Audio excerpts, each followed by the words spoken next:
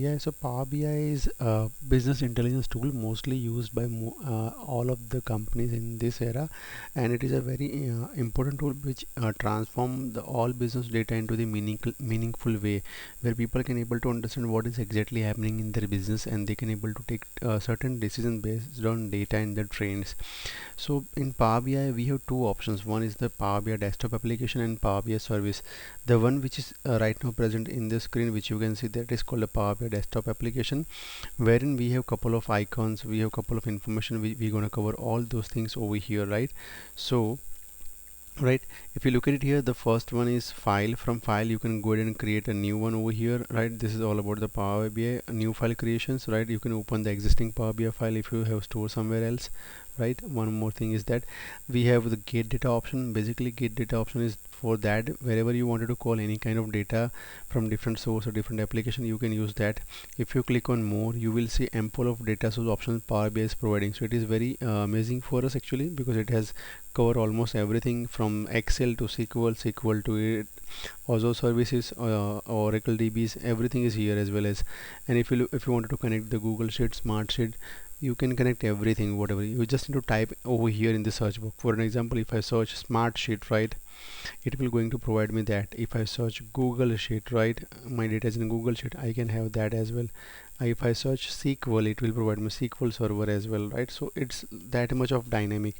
We can directly call it over here. This is the outside icon. Basically what we have seen in the get data, it is same as that.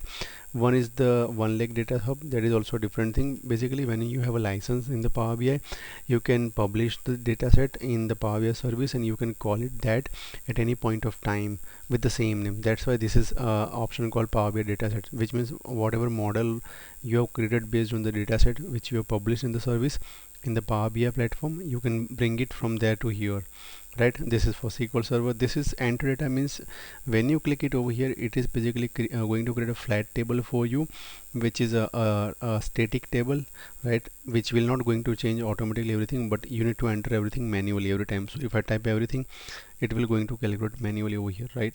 So it is a called flat table. So certain scenarios we may require to create that thing. And apart from that, okay, so we have a couple of more information. If you look at it here, this is a visual panels where we have seeing the bar chart, stack chart, column chart, line chart, trend chart, right? Then pie chart, bar column charts, and waterfall charts, as well as map, which is again very useful. Then we have KPIs, slicers, table, metrics, all those are visualization options, right? And on the right panel, this is the data field. Whatever data you are going to bring from this get data or from here, it will be going to showcase over here. The second one, this first tab is called report view, where we are seeing over here the option for import data, SQL, and this thing. And the second is table view. If you wanted to see what kind of data your data set is right now carrying, you can see it over here. Right now we don't have any kind of data set, that's why we are not able to seeing. And the last one is the model view. Model view is basically a simple understanding. If you look at to these three tables of connections, so for an example, if you have more than one data set, you can see the table names over here, and they maybe get connected automatically based on relationship one to many. So they may have common values in both of them, so based on that they may have connected with each other.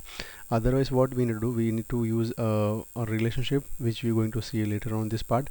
So you can connect both of them to work correctly. So, and on the bottom side, you can label whatever information you want to label the tab. For an example, if it is a dashboard for something, you can rename it like summary, right over here.